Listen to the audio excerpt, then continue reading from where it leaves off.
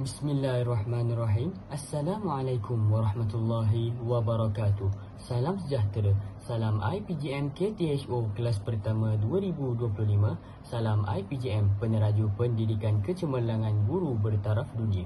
Salam Malaysia Madani. Yang berusaha Encik Muhammad Aminuddin bin Abu Bakar, Pengarah IPG Kampus Tun Hussein On. Yang dihormati Dr. Muhammad Zairi bin Hussein, Timbalan Pengarah IPG Kampus Tun Hussein On. Yang dihormati Ketua-Ketua Jabatan, Ketua-Ketua Unit, para pensyarah, semua staf warga IPG Kampus Tun Hussein On dan tuan-puan semua yang berada di hadapan layar penonton sekalian.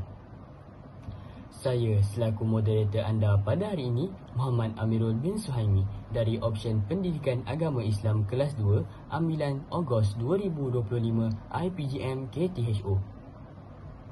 Alhamdulillah, setinggi-tinggi kesyukuran dipanjatkan kehadrat ilahi kerana dengan izin dan limpah kurnianya kita dapat menjalankan webinar wacana ilmiah 5.0 pada kali ini. Tema wacana ilmiah kali ini adalah Guru Madani memartabatkan bahasa Melayu, memperkukuhkan bahasa Inggeris dalam inovasi, penyelidikan dan digitalisasi. Bagi menambahkan keberkatan majlis, mari sama-sama kita mulakan majlis ini dengan bacaan Ummul Kitab Al-Fatihah.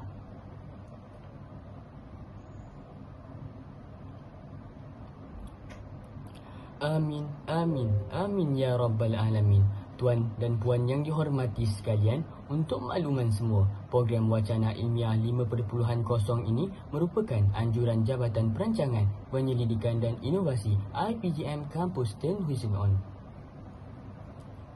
Tuan-puan yang saya hormati sekalian, tanpa membuang masa, dengan segala hormatnya, saya memperkenalkan panel kita pada hari ini, iaitu Dr. Mazlina binti Parman. Beliau merupakan seorang pensyarah di IPG Kampus Tun Hussein On. Beliau juga mempunyai kelulusan dalam Diploma Pendidikan KPLI Bahasa Arab dan Pendidikan Islam di Maktab Perguruan Islam Bangi Selangor pada tahun 2000. Ijazah sarjana Pengajian Islam, Pengajian Bahasa Arab dan Tamadun Islam di Universiti Kebangsaan Malaysia Bangi Selangor pada tahun 2010. Ijazah kedoktoran Linguistik dan Sastera Bahasa Arab di Universiti Teknologi Malaysia Skudai Johor Bahru, Johor pada tahun 2024. Tajuk perkongsian beliau pada hari ini yang bertajuk Guru Madani memartabatkan bahasa Melayu, memperkukuhkan bahasa Inggeris dalam inovasi, penyelidikan dan digitalisasi. Untuk makluman semua, jika ada sebarang pertanyaan, boleh diajukan menerusi ruangan chat di YouTube. Jawapan beliau akan dimasukkan semula ke dalam ruangan chat oleh pihak urus setia. Tanpa melengahkan masa, dipersilakan Dr. Mazlina binti Parman untuk memberikan ceramah beliau. Terima kasih kepada saudara moderator. Assalamualaikum warahmatullahi wabarakatuh dan selamat sejahtera. Saya Dr. Mazlina binti Parman, pensyarah akademik Jabatan Pendidikan Islam dari IPG Kampus Tun Hussein On, akan berkongsi berkaitan dengan kajian saya, iaitu penjabaran semiotik puisi Ibn Arabi, memahami pemikiran seorang sufi. Manusia sering berkomunikasi. Untuk berkomunikasi, manusia akan menggunakan bahasa sebagai satu wadah konvensional dalam menyampaikan ekspresi mereka, menyampaikan pemikiran mereka. Dalam sistem komunikasi, terdapatnya seorang penyampai atau pengirim, penerima iaitu emitter, receiver, daripada emitter kepada receiver, dan juga adanya medium iaitu informasi ataupun reaksi tindak balas antara pengirim dan penerima ini. Dan bila adanya satu sistem komunikasi, sudah pasti akan adanya sistem bahasa yang mengukuhkan lagi komunikasi dua hala ini. Dalam kajian saya ini, saya memfokuskan kepada sistem bahasa berbentuk verbal dan juga non-verbal. pada asalnya ia adalah verbal, kerana puisi-puisi yang saya kaji adalah puisi-puisi Arab yang terdahulunya disampaikan secara lisan daripada generasi ke generasi. Kemudian apabila zaman makin berubah, teks-teks lisan itu digarap dalam bentuk non-verbal iaitu kepada penulisan, maka lahirlah karya sastra yang dikenali sebagai puisi, yang mana ia ditulis secara imajinatif dan pengarangnya mengekspresikan pengalaman, emosi mereka, ilmu yang mereka ada dengan penggunaan bahasa. Dan puisi ini juga adalah satu wahana yang digunakan oleh golongan Sufism ataupun golongan Sufi sebagai medium pemikiran medium penyampaian pemikiran mereka dan juga pengalaman kerohanian yang sentiasa dinamik, tidak statik, kerana puisi adalah satu binaan yang mempunyai disiplin dan corak tersendiri. Jadi orang-orang Sufi dia senang menggunakan puisi sebagai penyampaian pemikiran mereka, kerana puisi tidak terikat dengan hukum-hukum bahasa yang ada, dan bahasa puisi ahli-ahli Sufi atau golongan Sufi ini mempunyai kekaburan makna, mempunyai ambiguity dalam penulisannya. Namun ambiguity ini dilihat daripada satu sudut yang positif, yang mana ia berfungsi untuk memberikan kesatuan makna puisi itu sendiri. Mana daripada lapas-lapas yang digunakan itu akhirnya akan membentuk satu makna puisi untuk menyampaikan pemikiran tasawuf itu sendiri. Dan ia juga berfungsi untuk membuka pembaca untuk menginterpretasikan makna puisi yang mereka tulis, melalui interpretasi yang pelbagai. Mana tidak terikat pada satu interpretasi sahaja, dan ia juga berfungsi untuk menggambarkan, mencitrakan pengalaman kesufian. Maksudnya pemuzik sufi dapat menggambarkan pengalaman kesufian mereka, pengalaman kerohanian mereka tanpa limitasi, dan pembaca yang membaca puisi ini diajar ataupun diminta untuk berfikir, memahami apa yang hendak mereka sampaikan. Dan pada masa yang sama, ambiguity ini memberi fungsi untuk membugarkan makna lafaz puisi yang sedia ada itu, kepada mungkin membuka ruang untuk makna-makna yang baru, dan pada masa yang sama ia menjadi medium, ekspresi rasa yang ada dalam diri ahli tasawuf itu sendiri. Baik, kajian saya ini seperti tajuk telah dilihat bahawa saya memfokuskan kepada satu orang tokoh, iaitu bernama Ibn Arabi, Mahyuddin Ibn Arabi.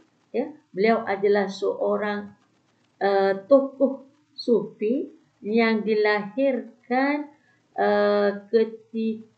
di Andalusia. Bermakna beliau adalah seorang Arab, namun dilahirkan di Andalusia.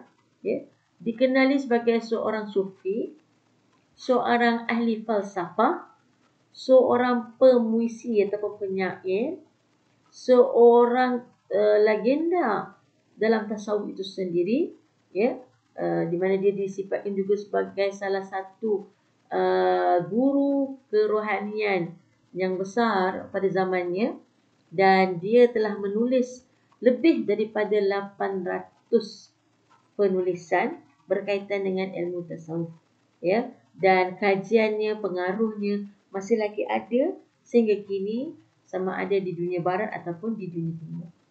Walaupun Ibn Arabi ini adalah seorang tokoh yang besar dalam ilmu tasawuf, namun dia juga adalah tokoh yang paling dikritik dalam sejarah keintelektualan Islam, yang mana beliau telah menerima pelbagai jenis polemik yang menyentuh kepada pemikiran dan ideologi yang beliau sampaikan dalam penulisannya.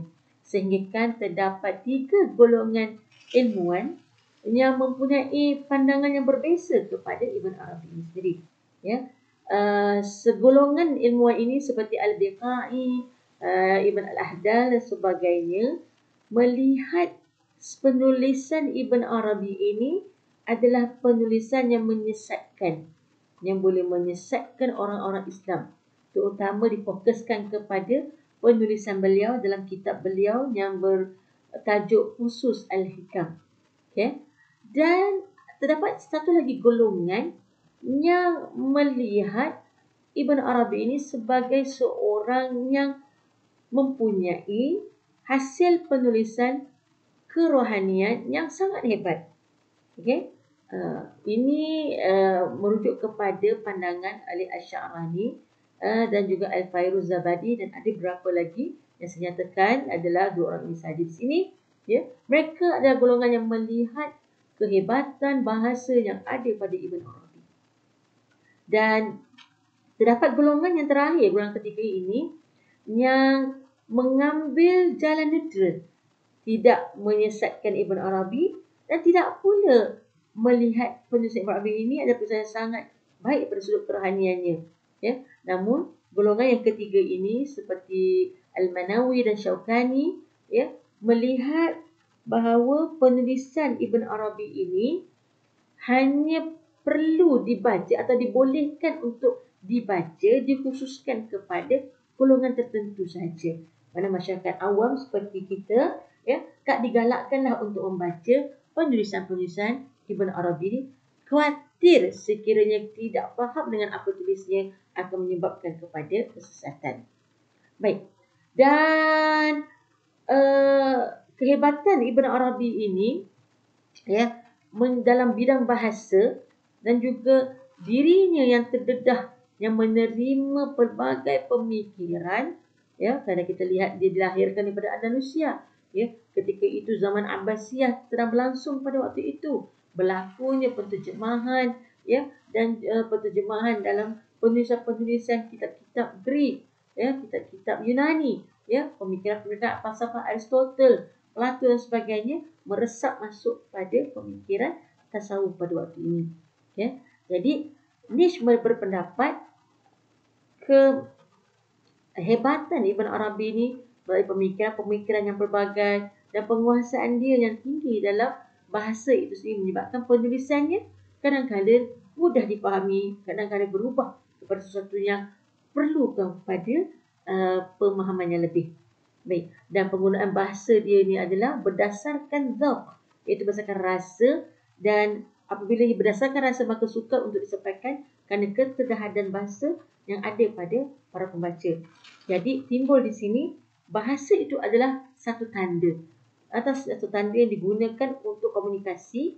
Jadi adakah bahasa Ibn Arabi ini kerana ketinggiannya membentuk jurang komunikasi dengan pembaca, ataupun mungkin ada titik pertemuan untuk kita memahami kod-kod tanda ini supaya kita dapat memahami sebenarnya apa yang ingin disampaikan oleh Ibn Arabi. Baik, beberapa kajian lepas berkaitan dengan Ibn Arabi ini telah saya ambil, bagaimana berkaitan dengan tajuk saya semiotik. Ada beberapa kajian yang banyak sebenarnya berkaitan dengan semiotik yang saya nyatakan adalah sedikit sahaja daripadanya. Dan juga ada beberapa kajian lagi banyak berkaitan dengan Sufism. Apatah lagi tentang Ibn Arabi, yang mana kajiannya banyak, penulisannya banyak dikaji oleh ilmuwan-ilmuwan barat, dan ada ilmuwan barat yang mengkajinya dengan membandingkannya dengan pemikiran Meister Eckhart, seorang Kristian, dan bagaimana Descartes itu sendiri, banyaklah dikaji dengan golongan-golongan perbandingan dengan ilmuwan-ilmuwan mereka. Dan saya melihat bahawa Ibn Arabi juga ada iaitu sebuah buku yang ditulis oleh Ibn Arabi, mempunyai juga kajian, tapi masih lagi boleh lagi kita cuba menerapkan semiotik itu untuk melihat sejauh mana Dewan Ibn Arabi, pemikiran Ibn Arabi ini dapat dipahami dengan pendekatan semiotik. Baik, objektif kajian saya adalah untuk menganalisis sistem tanda yang digunakan oleh Ibn Arabi dalam menggarap puisi dan mengeksplorasi penggunaan makna tanda ini melalui penilaian ke atas bahasa puisi. Jadi, objektif kajian saya yang pertama adalah untuk mengeksplorasi tanda-tanda semiotik yang digunakan oleh Ibn Arabi dalam puisinya. Seterusnya, saya menganalisis corak dan makna tanda-tanda semiotik yang digunakan dalam puisi Ibn Arabi. Ya. Dan seterusnya, saya menilai tanda-tanda ini melalui makna dan estetika yang ada. Dan yang keempat, saya menilai pemaknaan puisi Ibn Arabi dalam bahasa Sufi itu sendiri, ya, dan membangunkan model semiotik Ibn Arabi menerusi Diwan Ibn Arabi itu sendiri. Dan ini adalah soalan kajian yang berkaitan dengan kajian saya, iaitu apakah tanda semiotik yang digunakan oleh Ibn Arabi, bagaimanakah corak dan makna ini digunakan oleh Ibn Arabi dalam penulisan beliau, adakah tanda-tanda ini digunakan oleh Ibn Arabi dalam puisinya dengan lebih berkesan dari sudut makna dan estetika, adakah bahasa puisi Ibn Arabi mempunyai kesamaan makna dalam bahasa puisi Sufi klasik dan moden, dan akhir sekali, apakah model semiotik Ibn Arabi dapat dibangunkan menerusi Diwan Ibn Arabi. Baik, kajian ini adalah satu kajian kualitatif yang saya lihat mempunyai pelbagai kepentingan, terutamanya kepada pengkaji puisi dan bahasa. Ia adalah mempunyai signifikan yang sangat tinggi kepada pengkaji-pengkaji bidang ini kerana penggunaan pendekatan semiotik yang digunakan untuk memahami makna yang ada dalam Diwan Ibn Arabi ini.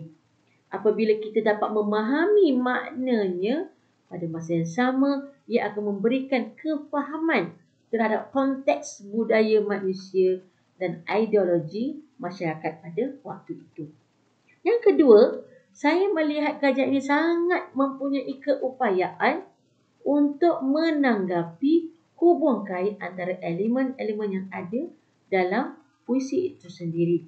Daripada sudut elemen strukturalnya, mungkin daripada sudut semantiknya, elemen-elemen yang sintaksisnya dan sebagainya, yang memberikan satu binaan kokoh untuk membentuk makna dalam puisi itu sendiri. Dan saya juga melihat kajian ini dapat menilai fungsi tanda dan pemaknaan puisi itu sendiri yang digunakan oleh pembaca dalam menstrukturkan realiti sosial. Dan apatah lagi yang keempat, menyerlahkan lagi puisi Sufi dan dapat membantu untuk mengubah corak pembacaan puisi Sufi itu sendiri. Bagaimana kita mungkin membaca daripada satu aspek, mungkin dengan hadirnya kajian ini dapat membantu untuk kita melihat puisi Sufi itu dari pelbagai cara, pelbagai aspek. Dan apatah lagi pentingnya untuk memberi nilai tambah ilmu dalam nilai-nilai kerohanian dan kajian-kajian berkaitan dengan alam metafizik, membugarkan lagi persepsi terhadap gambaran konsep ketuhanan yang lebih luas, memberi nilai tambah kepada bidang ilmu kritikan sastra pasca strukturalisme, dan kita melihat ada hubungan pragmatik antara pemuisi dengan teks puisinya, hubungan bagaimana seorang pengarang itu pemuisi dengan pembaca, dan juga hubungan pemuarang atau pemuisi itu dengan dunia nyata, bagaimana dia mengikat benda itu dalam puisi yang dia dihasilkan. Dan akhir sekali, saya melihat penting kajian ini ialah ia membuka jalan, membuka ruang kepada masyarakat awam untuk memahami puisi tasawuf itu sendiri. Baik, limitasi kajian saya adalah kepada Diwan Ibn Arabi ini sendiri, iaitu buku Diwan ini adalah sebenarnya gelaran kepada sebuah buku himpunan puisi-puisi, namun dalam Diwan Ibn Arabi ini tak semua puisi itu ada yang beliau tulis, tapi kerana ia adalah berbentuk selektif, hanya beberapa puisi tertentu saja. Dan dewan ini yang dikenali sebagai Dewan Akabir tadi ini adalah mempunyai 844 buah syair. Namun saya hanya melimitasikan kepada 508 qasidah. Kenapa saya tulis qasidah? Kerana dalam syair-syair yang ada dalam buku dewan ini, ya, ada syair yang hanya satu rangkap, dua rangkap.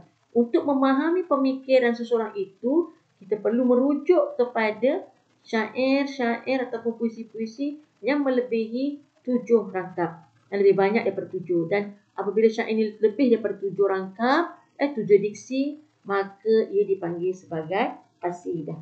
Jadi 508 qasidah ini dikaji tema-temanya, perkataan-perkataannya untuk melihat sejauh mana ambiguity ataupun komunikasi yang ada antara Ibn Arabi dan pembaca. Dan dalam dewan ini juga terdapat 27 muwasyahah, iaitu muwasyahah ini adalah satu genre puisi yang mempunyai puisi Arab yang mempunyai pengaruh Spanyol dan juga pengaruh Arab dalamnya. Ya, di mana muwasyahah ini adalah satu bentuk nyanyian sebenarnya asalnya ataupun gaya menyanyi orang apa kita panggil di Sepanyol masyarakat yang menyanyi di jalanan, troubadour, ya, dimasukkan dengan unsur-unsur Arab, muwasyahah. Okay. Dan Ibn Arabi ini juga saya lihat sebagai sebuah ensiklopedia budaya kerohanian yang dapat membantu kita untuk lebih memahami tasawuf itu sendiri. Baik, kajian ini bertitik tolak pada kerangka teoretikal, iaitu di mana saya gabungkan antara teori triadic Peirce dan teori yang ditulis oleh model oleh Sanad, iaitu model semiotik paling luas, digabungkan juga dengan semiotik Morris dan intertextuality Kristeva. Dan daripada aspek satu aspek saya tarik pandangan tentang mozaik budaya, ilmu dan individu yang dihasilkan oleh A. Aziz Rahman. Dan maka saya membuat awal saya membentuk kerangka teoretikal ini untuk mengakses Dewan Ibn Arabi itu daripada kata nama dan frasa nama itu dimasukkan kepada satu cara berfikir, satu cara kognitif untuk kita berfikir itu, iaitu triadic Peirce yang ada interpretasi, representment dan juga objek. Okay? Dan tiga-tiga perkara ini akan dirujuki dengan pembahagian kepada ikon, indeks dan juga simbol. Baik, dalam bulatan itu apabila pemikiran ini berlaku, ia dilingkungi dengan pemahaman agama, budaya, ilmu dan individu itu tadi. Dan hasil itu tadi daripada pendekatan semiotik ini, dia akan dilihat, disaring lagi dengan teori semiotik Morris, yang mana kita nak bersintaksis ayatnya, semantiknya dan berpragmatiknya, iaitu hubungan pengarang dengan teks, pengarang dengan pembaca, pengarang dan dunia nyata tadi. Dan disaring lagi untuk melihat keupayaannya, melihat sejauh mana makna-makna itu dah dipengaruhi dengan intertextuality, mana dengan teks-teks luar.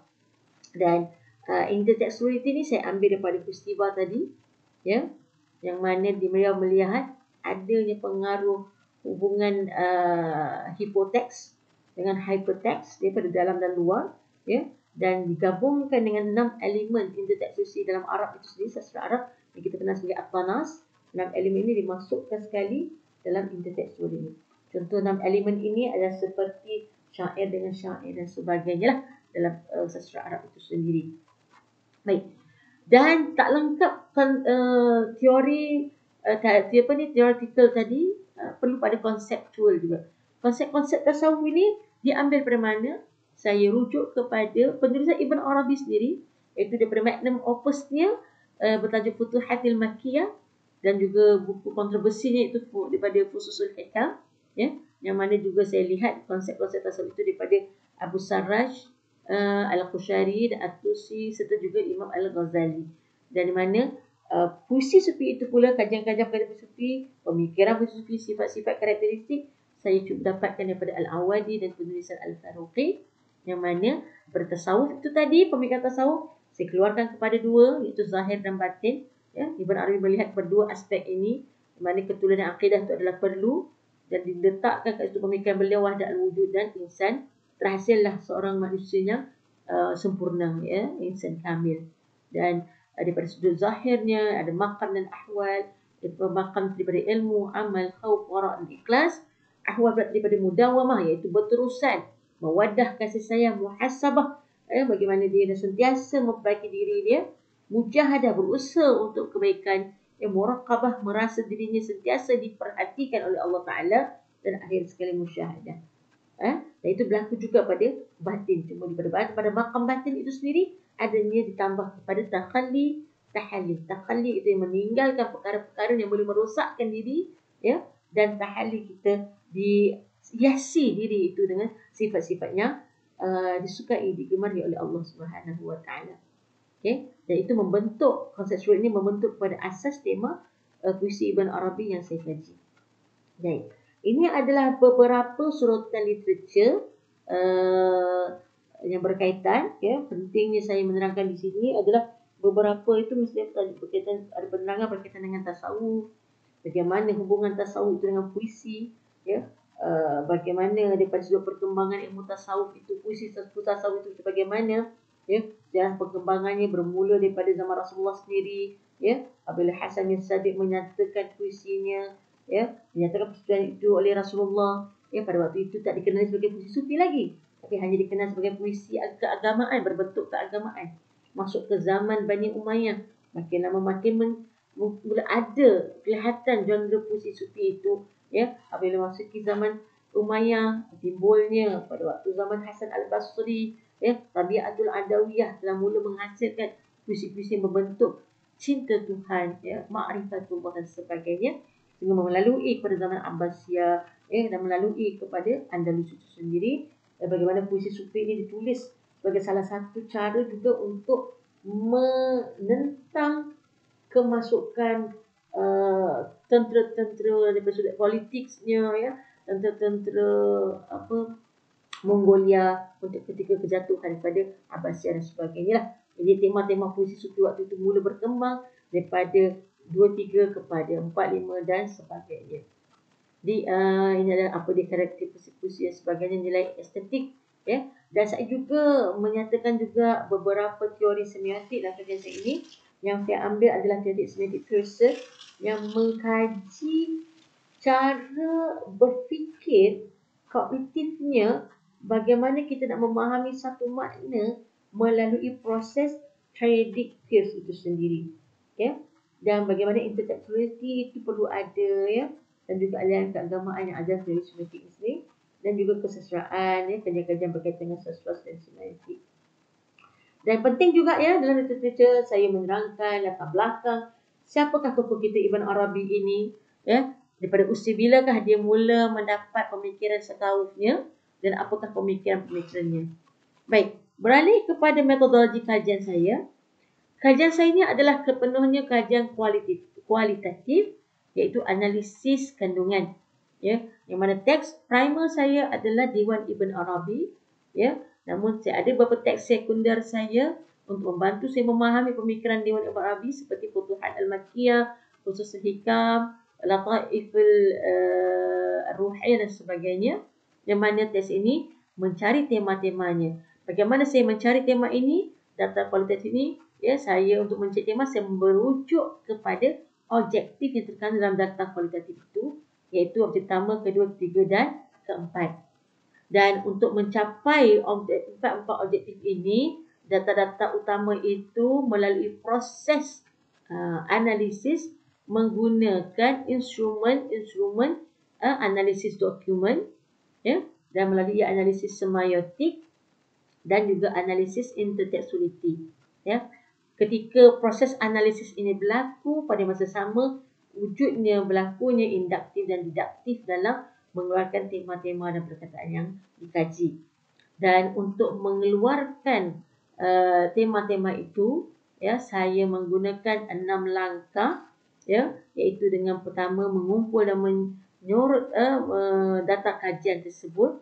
Kemudian kita menghasilkan kodifikasi lebih awal. Yang pertama, ya, mencari tema-tema di sebalik koding-koding itu dan membuat surutan pada setiap tema, ya, memperhalusi pengkategorian tema itu sendiri, lalu menghasilkan laporan. Pengekedan data saya gunakan Atlas TI yang sangat membantu saya untuk mengkelaskan data-data kualitatif, ya, dan untuk pengesahan dari memverifikasikan data-data saya itu, ya, adakah tema yang saya buat itu diterima ataupun tidak. Saya menggunakan 3 cara, iaitu pertama, saya mengtriangulasi sumber, ya, dan analisis. Maknanya apa sahaja tema yang saya gunakan itu, saya akan tengok kepada buku-buku penulis Ibn Arabi diterangkan atau tidak, atau mungkin buku-buku syarahan pada anak murid dan sebagainya. Kemudian saya juga mendapatkan pengesahan pakar sebanyak 3 orang, selama 3 orang untuk dapatan tema-tema, ya, ketika mana saya hendak membuat surutan tema dan memperhalusi pengkategorian tema itu, iaitu penghasilan pakar saya pertama adalah berlatar belakangkan tasawuf dan bergiat secara aktif dalam bidang tasawuf.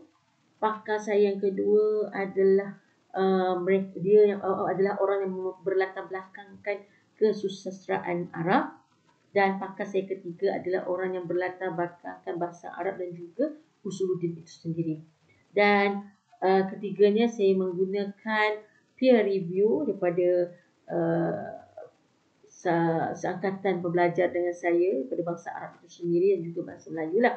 Dan daripada data-data itu tadi semuanya, maka saya telah menghasilkan satu model semiotik Ibn Arabi.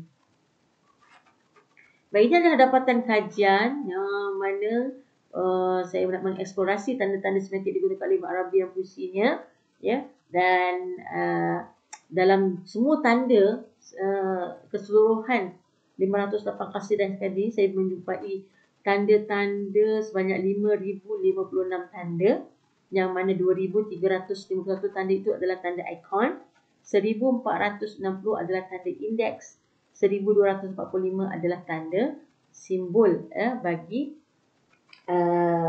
kajian saya lah, ya, yang mana tanda-tanda itu kalau lihat kepada persentasenya, ya, tanda yang terbesar adalah ikon sebanyak 46%, diikuti dengan indeks 29% dan juga simbol 25%, yang mana untuk peratusan tema dengan indeks perkali kelengkapan yang sangat baik, ya, saya dapat mengeluarkan beberapa tema yang besarnya adalah Al-Irfaniyah, ya, 38%. Al-Irfaniyah ni adalah ilmu-ilmu berkaitan dengan ketuhanan.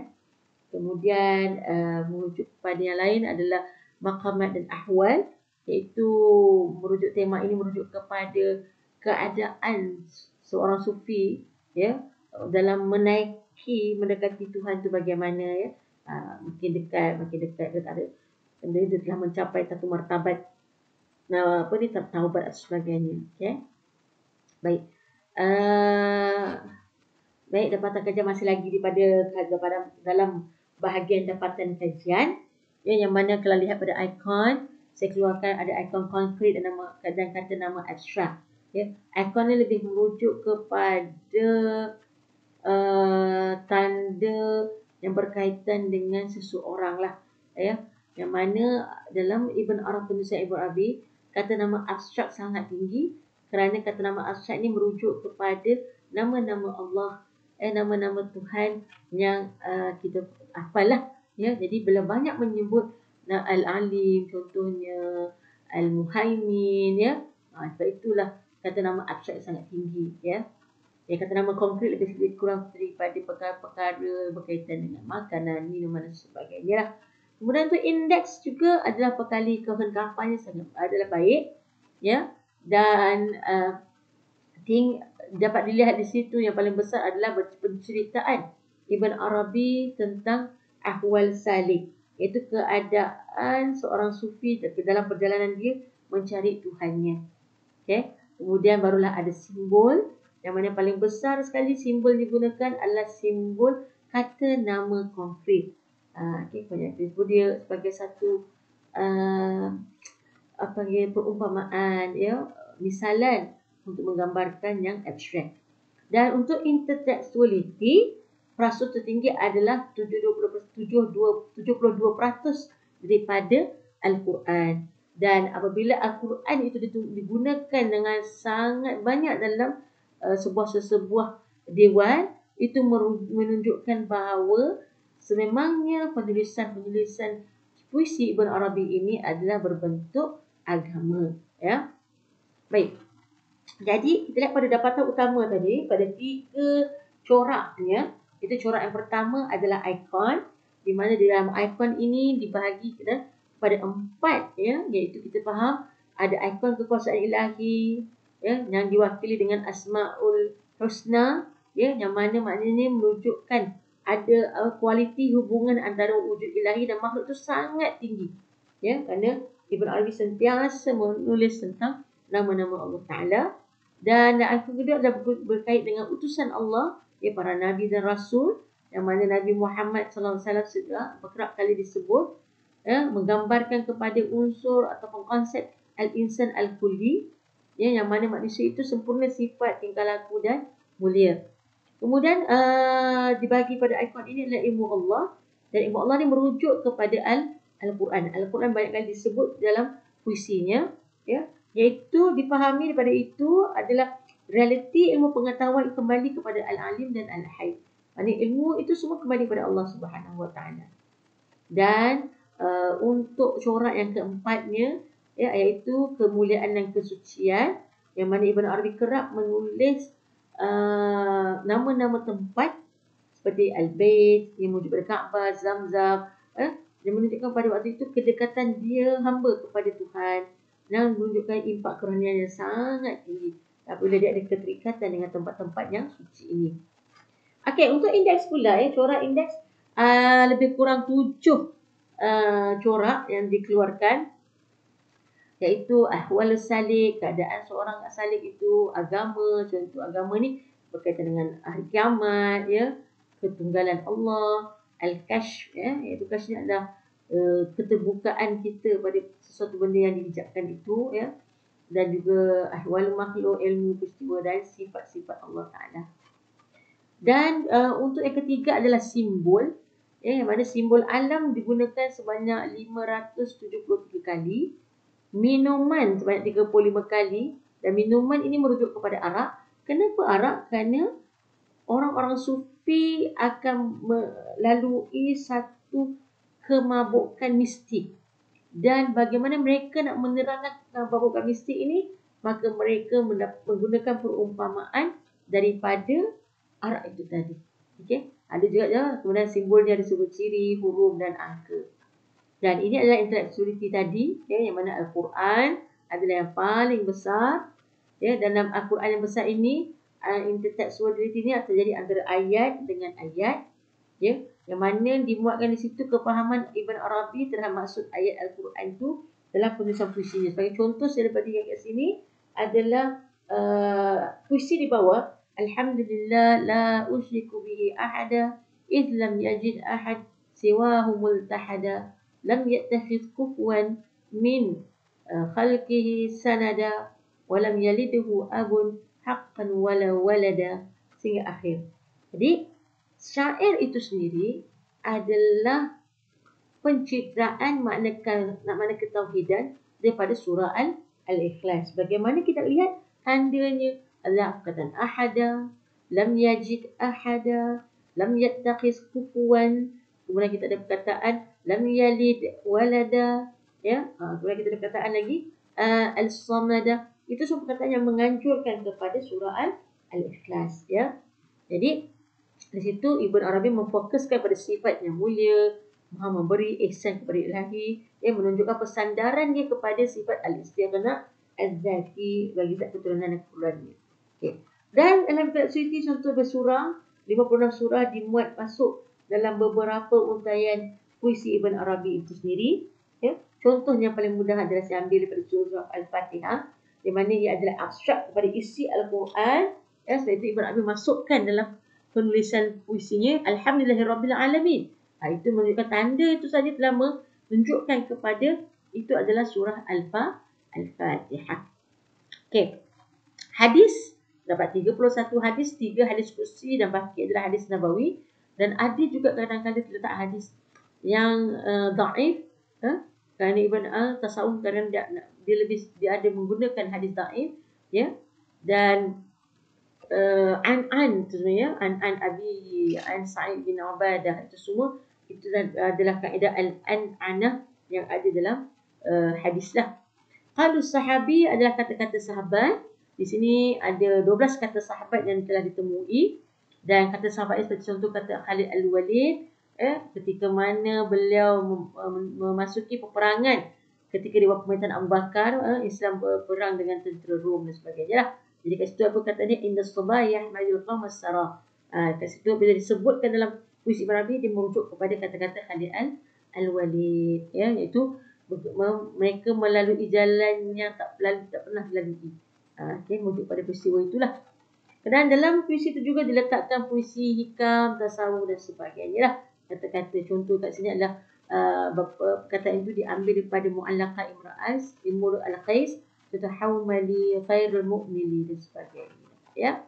Okey, kalau dalam sintesis inilah cara-cara bagi pemrosesan makna itu disintesiskan, ya, dan mendapatlah nilai estetika dalamnya, di mana dilihat pada keindahan didaktik ilmu penyampaian ilmu, ya, kolokasi berpasangan yang ada, pengulangan kata asmaul husna contoh al-muhaimin diulang berkali-kali nak menunjukkan kepada perlindungan itu daripada Allah Taala, ya, ada simbol digunakan, nilai estetikanya, ada rima yang cantik, ya, yang daripada sudut bahasa Arabnya, ya, dia punya beberapa bentuk rima yang baiklah.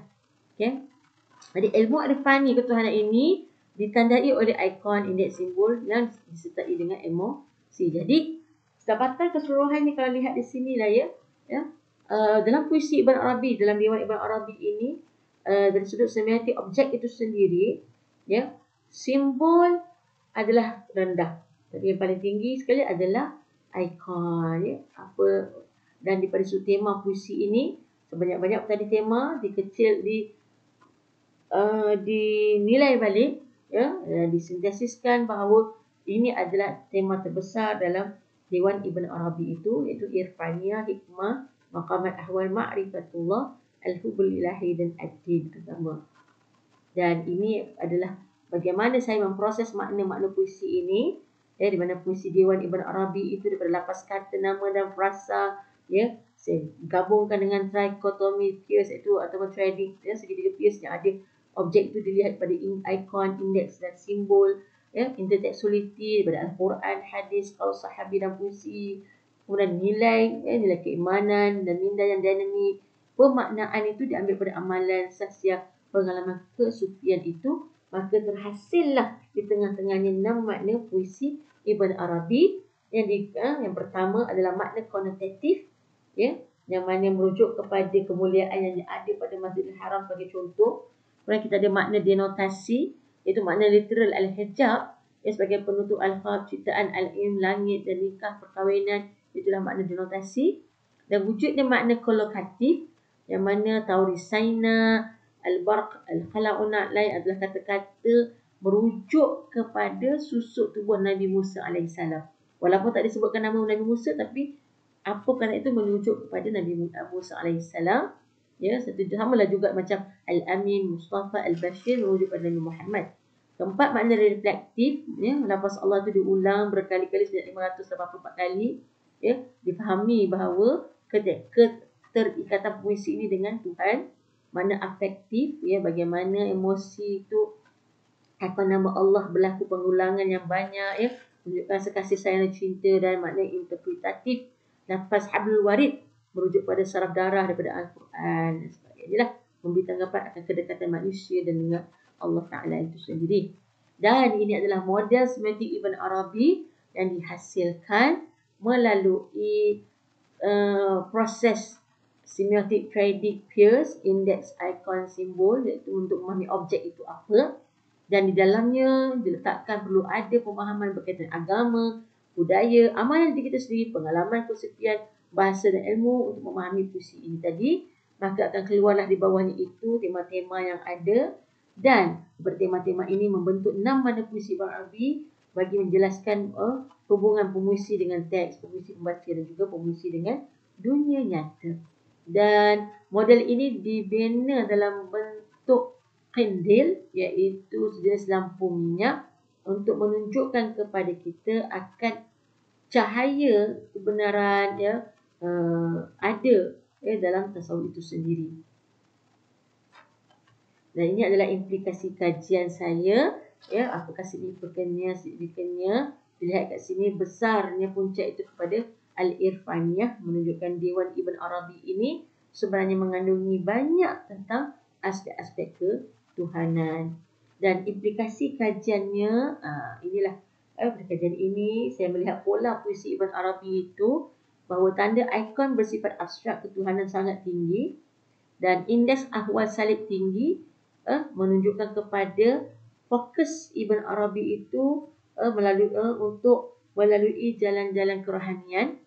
Jadi bagi satu nasihat kepada orang yang ingin melalui jalan tersebut. Kemudian kadar tanda simbol yang agak rendah, paling rendah sekali, maka menunjukkan kat sini adanya ruang komunikasi yang baik antara tokoh dan pembaca. Bermakna orang yang hendak membaca Dewan Ibn Arabi masih lagi boleh dipahami dengan baik. Dan intertextuality mengukuhkan interpretation ikon, indeks dan simbol itu tadi. Dan Dewan Ibn Arabi itu sendiri syarat dengan ilmu Irfani yang sangat abstrak. Namun dia adalah kaitan yang masih boleh dipahami sama ada secara paradok dan kontradiksi. Dan kita lihat juga implikasi pada semiotik dan puisi sufi itu sendiri apabila kita mengasimilasikan teori semiotik dengan aspek kerohanian, dia akan mengandungkan kepada kefahaman terhadap puisi Ibn Arabi kerana sifat semiotik itu polimakna dan polisignifikasi.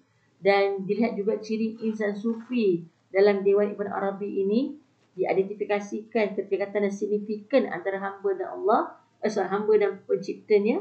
Dan dia sentiasa dalam keadaan binary. Mana insan sufi ni dia sentiasa berada dalam dua perkara, realiti dan juga khayalan. Dan dia juga sentiasa bermusafir, iaitu perjalanan dia untuk menuju ke alam barzah sendiri. Jadi beberapa hasil cadangan sumbangan kajian ini kepada pendidikan, kepada masyarakat, kita boleh buka lagi pada masyarakat untuk memahami puisi-puisi sufi, untuk mengurangkan keinklusifan gejala puisi ini. Bagaimana Jabatan Agama boleh melakukan kajian khusus terhadap bahasa komunikasi golongan sufi di Malaysia agar kefahaman sebenar dapat disampaikan kepada rakyat Malaysia. Bagaimana universiti boleh memilih teks-teks puisi yang dapat dihuraikan dan diketengahkan kepada para pembaca model, khususnya para pengkaji ilmu peradaban Islam, dan mana-mana dalam pendidikan memahami puisi itu secara verbal atau non-verbal untuk meningkatkan kognitif kritis para pembacanya. Jadi itu sahaja kajian daripada pembentangan kajian saya. Saya harapkan dapat memberi sedikit banyak ilmu pengetahuan, kita berkongsi ilmu pada hari ini. Itu sahaja daripada saya. Sekian, terima kasih. Terima kasih diucapkan kepada Dr. Mazlina binti Parman di atas perkongsian itu sebentar tadi. Semoga perkongsian sebentar tadi dapat memberi manfaat kepada kita semua. Terima kasih saya ucapkan kepada semua yang setia menonton dari awal hingga ke akhir rancangan ini. Terima kasih juga saya ucapkan kepada pihak urus setia di belakang tabir, kru penerbitan yang telah menjayakan program ini. Sebelum saya mengakhiri webinar kali ini, izinkan saya menyampaikan dua rangkap pantun. Dari mana hendak ke mana, tinggi rumput dari padi. Hari mana, bulan mana, dapat kita berjumpa lagi. Anak Pak Abu sedang berkelah, Pak Abu pula sedang berkayuh. Billahi taufiq wal hidayah. Assalamualaikum warahmatullahi wabarakatuh.